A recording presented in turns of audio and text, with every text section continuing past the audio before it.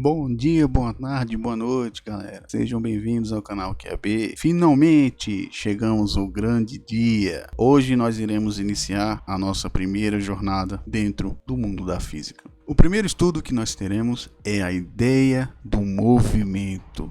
Então vamos lá, vamos adentrar nas ideias iniciais. Nós temos como primeiros parâmetros os pré-socráticos, que foram os chamados físicos. Here we come through the market square with our funny clothes and hair. Porém, os mais importantes para o estudo do movimento, eu sempre categorizo como três personagens. O primeiro deles é Heráclito de Éfeso, porque ele dava parâmetros para o tempo, quando ele dizia que um rio não passa duas vezes. Quando você entra no rio, ele não é mais o mesmo. São parâmetros para o tempo. É a mesma coisa dele estar dizendo aquela mesma ideia de equações paramétricas que foi ensinado para você nas aulas anteriores. Que em relação ao tempo, agora se ele tivesse dito que quando nós colocamos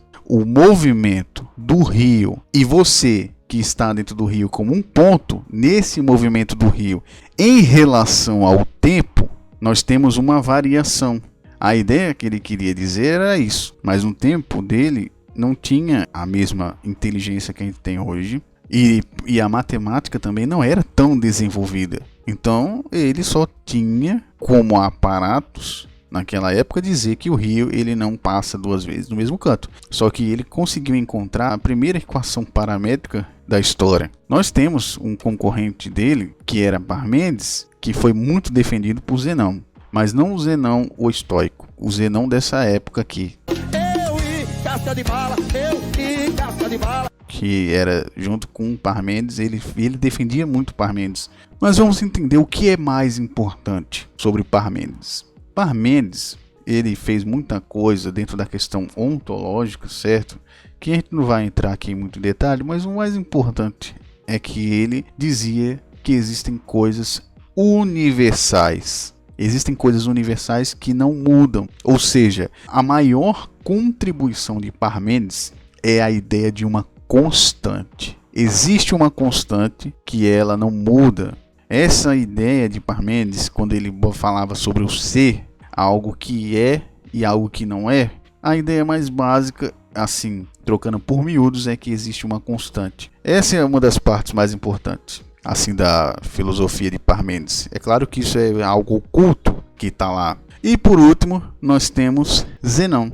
Zenão, o grande defensor das ideias de Parmênides. Qual é a coisa mais importante que Zenão mostrou? Zenão, ele mostrou a realidade, a relatividade, na verdade, do movimento, com a sua teoria de Aquiles e a tartaruga. Se a gente colocar na visão de Zenão, Aquiles a 3 passos à frente da tartaruga, sempre numa constância de tempo, sempre ele estará à frente da tartaruga. Porque se ele anda 3 passos, a tartaruga anda 1, sempre ele vai estar à frente da tartaruga no decorrer do tempo. Mas a ideia principal não é essa.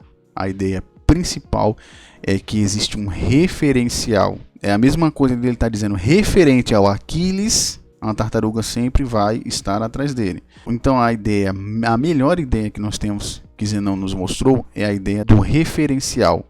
E esses 3 carinhas aqui, indiretamente, eles foram os primeiros caras a falar de cinemática. É claro, do jeito deles e defendendo as ideias deles. Claro que Zenão ele pagava um boquete por Parmênides, isso daí todo mundo sabe. Mas eles, do jeito deles, eles contribuíram muito para a ideia da cinemática. Também eu queria dizer que a ideia de contraponto entre eles é que trouxe essa riqueza. Embora hoje em dia a gente viva num mundo que todo mundo se odeia, certo? Um mundo extremamente polarizado, um odeia o outro, tal. Que as opiniões você precisa anular o que os outros dizem. Nessa época aqui também não era diferente. Heráclito, o pessoal de Heráclito lá, do mobilismo, queria era descer o cacete nos caras do monismo. A qualquer momento queria quebrar o pau neles. Venha, venha que eu vou pegar minha maleta! Eu vou pegar minha marreta, meu irmão. Eu vou dar tanta marretada. Mas eles queriam quebrar nos argumentos, certo? Zenão chegava lá e quebrava a maioria dos mobilistas lá. Tinha a teoria da flecha, do Aquiles, ele botava para quebrar em todo mundo ali. Mas a ideia é que no futuro, todas essas ideias estavam certas. A diferença era o referencial. E é o que tem hoje também. O referencial é que muda. Mas novamente é a mesma ideia de sempre. Na época ninguém via isso. Que nem hoje. Hoje ninguém vê o que estão fazendo. Naquela época também ninguém via. Isso é coisa para o futuro. No futuro, as novas gerações é que vão entender. Que nem hoje em dia a gente pega Heráclito, Parmênides e entende. Espero que vocês tenham absorvido essa ideia aqui. Porque aqui eu não quero falar sobre os filósofos ou a filosofia e tal. Eu quero dar a vocês os parâmetros mais importantes desses caras. Heráclito do jeito dele sobre o tempo, Parmênides sobre a ideia de leis universais, Zenão sobre a relatividade do movimento. Mas isso se resume em duas ideias básicas, que é a ideia de movimento e repouso, que mais para frente ganhou muita notoriedade com Aristóteles. Porque para Aristóteles, a força é que causa o movimento. Isso aqui é até um senso comum, certo? Que se não existe força, não há como haver o movimento. Ou seja, a força, ela sempre vai fazer o movimento. Porque não tem nenhuma alma pegando e fazendo uma telecinese fodida lá. Scott, me ajuda! O movimento é andar, porque aí você corre. Aí se você vê caneca se movimentando sozinha, você corre, cara. Então vamos sintetizar a ideia de Aristóteles. Vamos lá. Então suponhamos que tem uma força vindo para cá. A ideia é que a força vai fazer o movimento, ela vai causar o movimento. Então se nós temos aqui uma força empurrando para esse lado de cá, o lado esquerdo, a caixa vai se mover para o lado direito. E aonde não existe força, o objeto está em repouso. Era isso que Aristóteles ele dizia, que quando o objeto não existem forças atuando nesse objeto, ele tem que estar em repouso. Pelo senso comum você vai dizer, é óbvio que o Aristóteles está certo, cara. Não tem condição. Essa caixa não vai se mover sozinha. Não tem condição dessa caixa se mover. Agora eu digo para você, e se for um plano inclinado? Empurra pela rampa o plano inclinado. O que vai acontecer com essa caixa? Que força foi que atuou nessa caixa? Qual é a força que vai atuar nessa caixa aí, cara? Então esse era o problema da teoria do Aristóteles. Porque a força é que causa o movimento. Tem que ter alguma força aqui no meio aqui. E a única força que eles poderiam descrever é a força do punho. Ou alguma força tipo mais mecânica, vamos dizer assim. Mecânica no sentido de peça, tá certo? Infelizmente, para a tristeza de muitos, Aristóteles estava errado.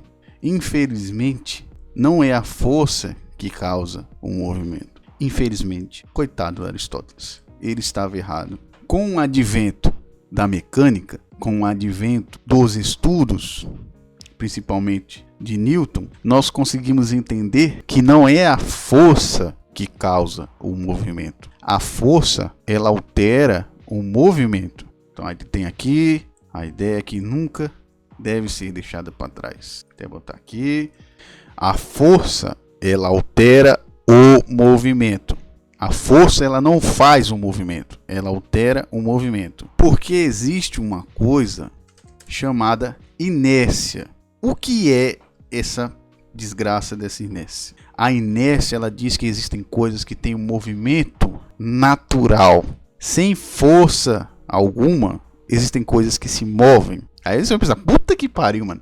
Agora fudeu. Então quer dizer que existem coisas que têm movimento sem precisar de força? Sim, por mais louco que possa parecer isso. Porque existem coisas nessa vida que estão em movimento uniforme. Essa é a grande jogada de Newton. Dele conseguir descrever que existem coisas que estão em um movimento uniforme. Aonde a força, ela não causou esse movimento, mas ela pode alterá-lo. Essa é a sacada de gênio do Newton.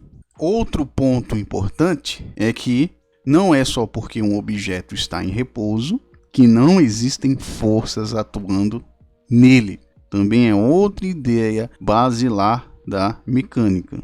Ou seja, duas ideias que eu quero que você tenha hoje. Primeiro, não é a força que causa o movimento.